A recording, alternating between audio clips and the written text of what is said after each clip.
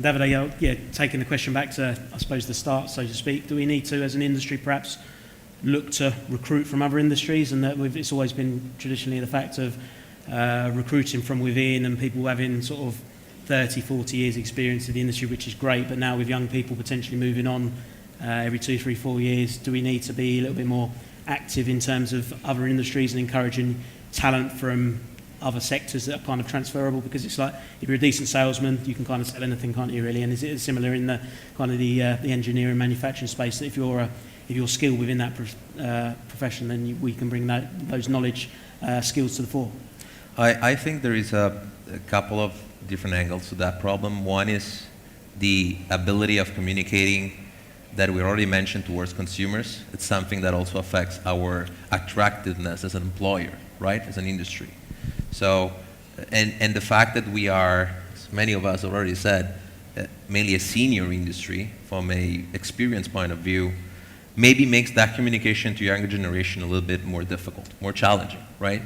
Because the way they communicate is completely different from the way we were educated to communicate 30, 40 years ago when we started. So, yeah, that's maybe a channel that is about education and making ourselves a little bit more.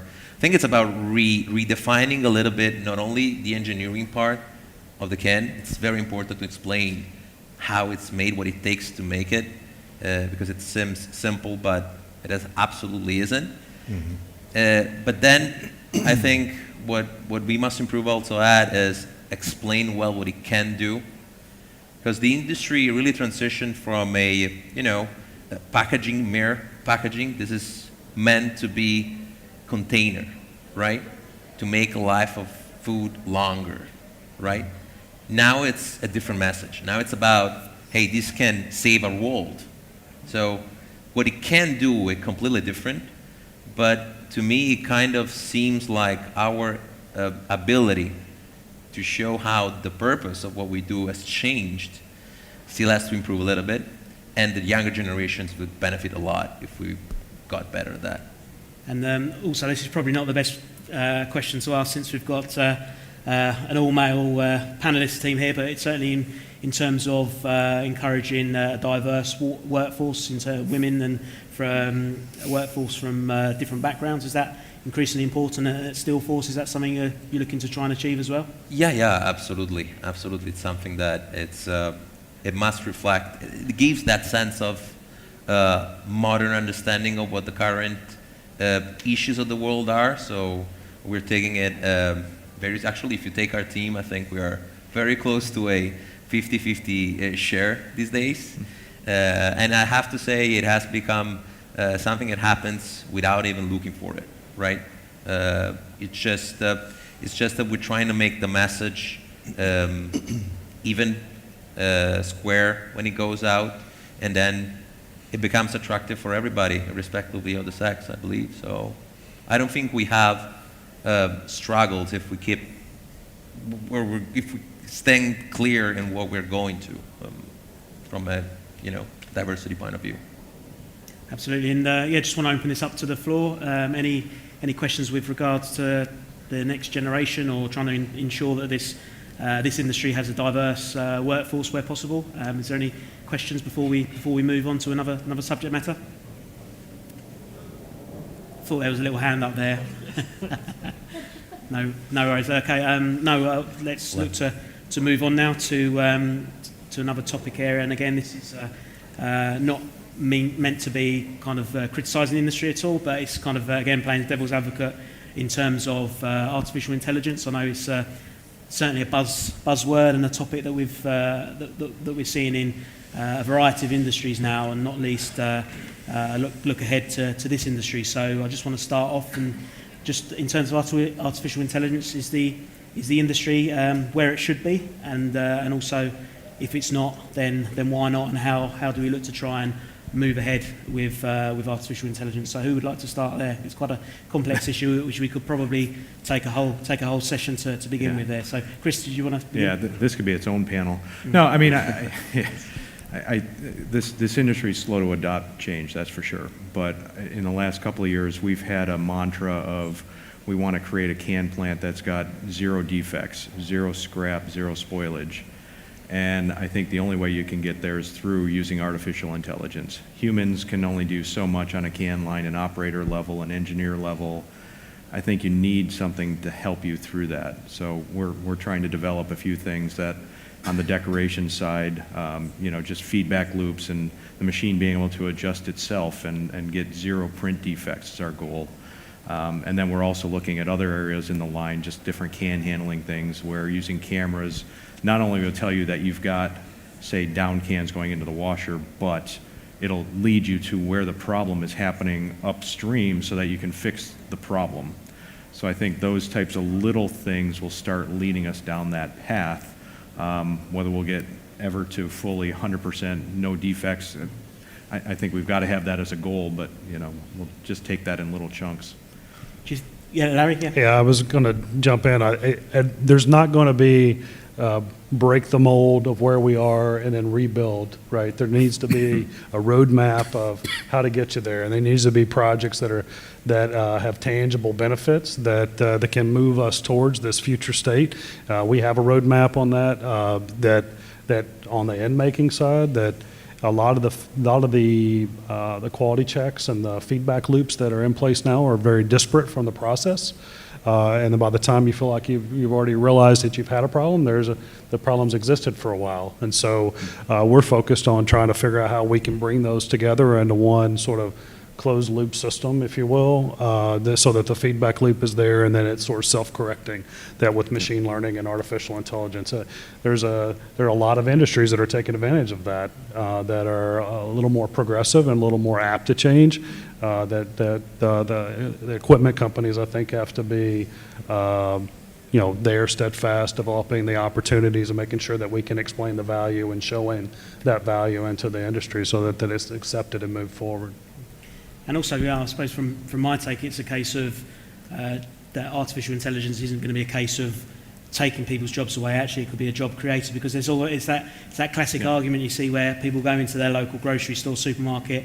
I'm not speaking to a human being here, and the world's gone mad, etc. And it's trying to kind of educate, and particularly educate the workforce in the metal packaging industry, that the fact that artificial intelligence is here to stay. It's not looking to take people's jobs. It's about optimising what we have and potentially creating jobs in the future. So, Davide, do you have a kind of a view on that as well? Are you looking to embrace artificial intelligence from a company perspective? Yeah, I think it can be very empowering. Again, we could spend a whole panel on that and the applications it might have in the industry as well. We're taking an angle on data elaboration. So the speed and the ability to access data in a way that for a human being it's a little more difficult to handle. In a sourcing environment that has become absolutely global, and with logistics impacting countries all around the world in a way that it might have never been the same in the previously in time, having the ability of access projections and data in a dynamic way, live, can very well make the difference for decision makers.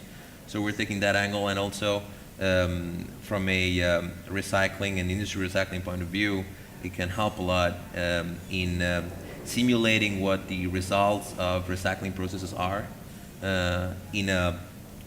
with a timeline that is also projecting the future. So it has very different applications that we are looking at, with potential pointing out of critical data for the industry, the future of the industry. So. And Ben, I think it was it's the wellness brand Whoop. I was listening to a podcast actually where their MD said that kind of feelings are overrated, and it's actually the data and the technology is there to guide you, and it's a case of actually the old-fashioned thing of human gut instinct is not necessarily the case. Do you subscribe to that view? Yeah, I think artificial intelligence, no question, we see it as a very powerful tool, right? And to your point earlier, it's not, this robots everywhere and taking everyone's jobs away. I think it's a very powerful tool in our industry, in the development of coatings. We see ways that, could you reduce development times, be more accurate in terms of your analytics or your predictive analytics in terms of performance or identifying new materials. So there's a lot of ways that you can save resources and time with AI. That being said, I think we have to be thoughtful about it, because we're in an industry that deals with food and beverage contact. So you want to make sure you're being very careful and thoughtful in the application, right? Again, we see it as a very powerful tool. There's applications that you can use to partner with customers in terms of, again, helping to save resources, save time in development and testing. And so that's how we see it again. A very powerful tool that I think is here to stay, like you said, but it has its place. So as its place, that sounds like you're kind of a little bit on the fence there, would you say, about how about artificial intelligence in this industry, would you say, or you kind of overall you think it's a positive message? I think it's a positive message. I think the point is that we have to make sure we're using it and applying it in the right manner, right? It's easy to get caught up in the whole AI craze in a way and want to jump right in and start applying it to everything. I think what I'm saying is there's certainly some very powerful applications that can be applied here, but we have to be very thoughtful. We have very food beverage contact, and things do tend to change slowly, right? So, and the equipment guys on the end there, I think when we're talking about precision within this industry, we have to be cautious when we look to change. So do you think that is do you share? So we'll start off with Larry there. Do you share kind of Ben's view that artificial intelligence, yes, but approach with caution? Yeah, it's a change-averse industry because of that very thing, right? Small changes can have massive impact on operations, and so there are trusted suppliers that have earned their way in and that they understand that same level of cruciality to these small changes and what that takes. And so I think absolutely. I mean, that's the big thing with like automation and bringing automation in, is you can't lose that precision and that ability to duplicate in making, as an example, over 1 billion units a year in one press. And so if your fallout goes too high, then that's the difference in making money and losing money from an end maker. So we share and understand that how crucial that is, how important that is, and so we try to take that level of understanding of what it takes to be operationally efficient by our customers, and to mix in some of the advances that we want to in the area of innovation and data. And Chris, not asking you to play clairvoyant, but I know I've seen a presentation from Stolly with regards to the ghost plant. Do you think that's ever obtainable, or is that potentially sort of pie in the sky, or do you think we'll kind of meet in the middle somewhere? Yeah, the interesting thing about that is if you looked at that video of the ghost plant, all of those technologies are out there. I mean, you look at machine tools, and as far as die changing out of a body maker, the technology's there in other industries. It's how do you apply it to our industry? Does it make sense? How do you tiptoe through that? So I don't know if in my career that would happen, but I think it's not, these aren't, space age technologies. They're here now. It's just applying them and applying it in a safe and meaningful manner. But I think the other factor that's always there is just the cost of the package and the cost to the consumers, and where do those costs go to apply some of those types of technologies. I think there's absolutely a cost factor that limits how far we can go with some of these things. And you turn, this isn't strictly artificial intelligence, but you mentioned about costs. So I thought I'll bring this up, but someone in the industry who I won't name mentioned about the brand owners saw certainly the last couple of years the price increases. They saw it as a once in a lifetime opportunity to increase prices and essentially get away with that. So do you think we're almost at a point, industry based and also consumer based, where price has almost become so, and this is morphing into the supply chain issues, which we'll get onto just in a moment, but do you think that prices have increased so much that we're kind of at the point where we're a bit ambivalent to taking on new technology and investing as a result because the costs have just skyrocketed? I think the costs are always going to be a factor. I don't think we can ignore that, especially if we're kidding ourselves if people aren't thinking that you're going into a store and looking at a plastic pack versus a metal pack. I mean, the classic one in the grocery stores is, you get a 12-pack of Coca-Cola, and I mean, it was up to $10 for a 12-pack of Coca-Cola the last time I was there. I remember, a couple of years ago, it was $4. I mean, in a couple of years, we've more than doubled the price, and then you can get the same product in a 2-liter plastic bottle for $2. Yeah. So, if you've got a whole family or whatever, what are you going to choose if you're on a tight budget? Yeah. Now, I mean, I'd like to say that every time that I'm going and choosing that, I'm choosing the metal 12-pack of cans, but yeah, if you looked in my closet right now, there might be a 2-liter bottle that's plastic. But, yeah, so I don't think we can ignore cost as a factor. Absolutely not.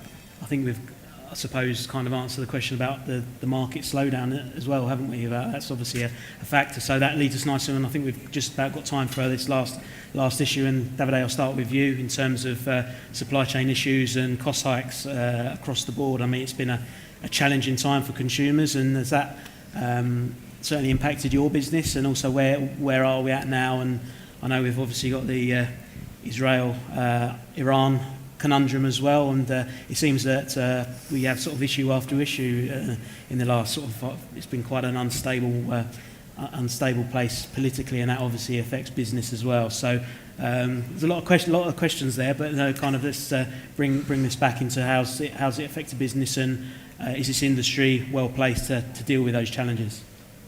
I think that from a supply chain point of view, we could spend, again, a long time listing all that happened after 2021. And maybe the first year, people were thinking, oh, next year is going to be going back to normality.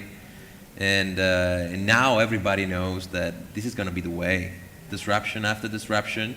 We just got to be able to think about a supply chain that is able to tolerate and survive with these kind of disruptions. So we got to have B plans, C plans. We got to be very diverse in the way we think about it, from a logistic point of view, from a political point of view. World tends towards polarization now. So there appears to be, maybe it's going to be 2 teams. We still don't know who's going to be on team A, team B. So that makes long-term decision making kind of difficult, right? So you got to play a number of cards that are allowing you in the long term to be in a safe spot, because again, we are food and beverage related. We cannot afford to run out of raw materials. And we have to think about a way of manufacturing efficiently. So it makes the old supply chain job extremely more complex than what it used to be. But we just got to embrace it.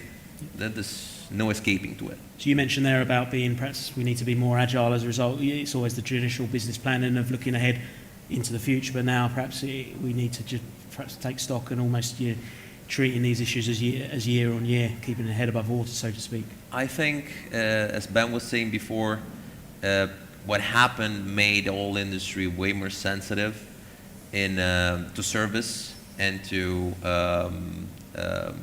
have the ability to respond to these events. There is a premiumization of those services these days. It just turns again into more working capital dedicated to the supply chain. That's what it is. So you have to think about your core business, about the investment you need to make in order to innovate, to stay competitive, to communicate, and all of that, but also dedicate more cash and more resources to your supply chain, because otherwise you're going to be at a certain point facing disruptions, which could compromise everything else you're doing on all other aspects of your business. And then obviously PPG are in multiple sectors globally, so supply chain issues are particularly important. So do you share that caution, and perhaps we need to be a little bit more agile and looking ahead year to year rather than a long-term strategy, particularly because the world seems to be a fairly unstable place at the moment? Yeah, I mean, to David's point, I think it's all about being ready to withstand some of the disruptions or the volatilities whenever they do occur. I think you mentioned raw materials. It feels like in general raw materials have, while they certainly haven't come down since the pandemic all the way, but they have moderated, right? And so now it's all about being able to, have a very robust supply chain. And so it's an opportunity for us, and we've taken that opportunity to make sure we've diversified supply base, have multiple supplies of raw materials. But then also from a customer standpoint, we're taking the opportunity to make sure we're doing the right things to put in redundancy of manufacturing, to have assets in many different locations so that we can, service the industry when there are disruptions. We had some good examples of that last year that we're very proud of. So I think that's kind of the name of the game now, and it's become a lot more important, as I said earlier, in how you do business going forward. And Larry, we were mentioning off mic, weren't we, about the news in the last few days about raw material prices, etc. So is that kind of potentially affecting your business as well? And are you looking perhaps with a bit more caution about how, particularly with the world being unstable, that looking with a bit more caution rather than kind of planning ahead? Yeah, we're always watching the metal prices, right? Just on the tooling that we produce for our presses and our competitive presses that are out there. So yeah, that's an important piece. I think from a supply chain perspective, it's really about serving the customer and trying to figure out ways that because yeah, with PPG, I think you're making really bulk volume worth of. With tooling, we're very customized at a tooling level on conversion presses and on liner systems with our with the acquisition we had with CMC. So we're always focused on how do we take a complex product that needs a fairly long lead time, 8-10 weeks. Customers tend to have to stock up inventory, which is working capital. It's a drain on their working capital. So we're looking at creative ways that we can shorten that time and reduce that amount of inventory and working capital that they have and try to help relieve some of that supply chain issue from that perspective.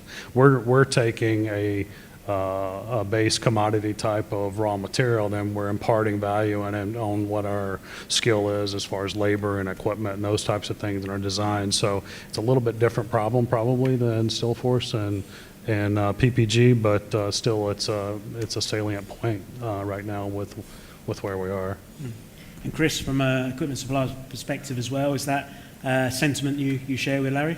Yeah, I think Larry's right on. I think it's if you don't have the part and you can't get it in time, the cost and your margin doesn't matter. If you can't supply your customer, that opens the door to other folks, or they're just going to not be running that press or process until they get the part, which is not helping our industry, not helping our customers, and not helping the consumers. So I think it's more about the availability and how quickly and how flexibly you can address problems in the market and have multiple sources to be able to solve somebody's issue.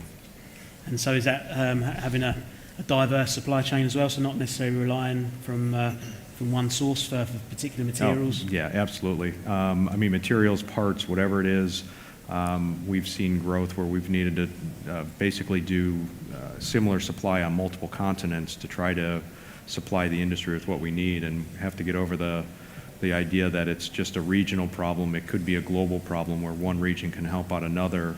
And I think being able to be dynamic enough to do that is going to help our customers out and the industry out. Yeah.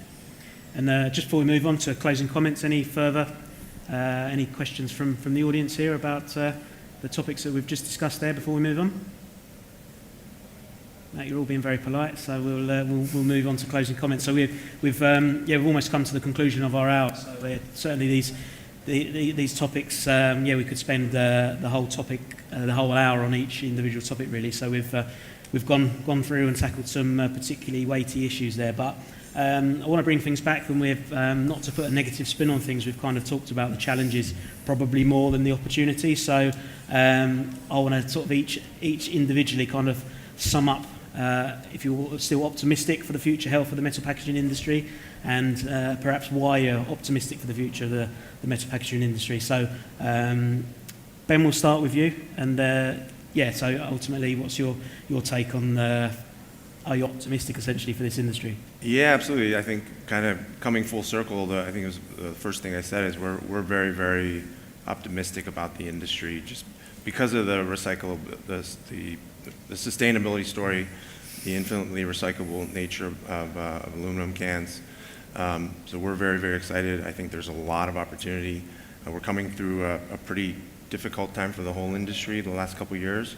But I think going forward, we're very excited. And I think we can continue to do more to tell that story about the can. And I think there's a lot of room. You mentioned it earlier. Sometimes we get together and we feel like we're doing a great job, and we're all gung-ho about the story of the can, but we can do more to make sure that the general consumer is aware of that. And so there's certainly great opportunity, and we're very excited. And Beverly? I subscribe what Ben just said. I think the right word is excitement. I think we're the one industry that can change the world. I mean, from a packaging point of view, if you look at our competition, nobody has the same potential. Numbers on our side, potential to improve those numbers is there, potential to better communicate those figures is there. So it's just really in our hands, and we're sitting on a gold mine, but not from a not strictly economical point of view, but from a impacting world impact point of view. And I think that's, for the young generations, the most exciting message we could possibly give. So yeah, that's the word. Excellent. And Larry? Yeah, I agree 100%. I mean, this is a very large and truly global industry.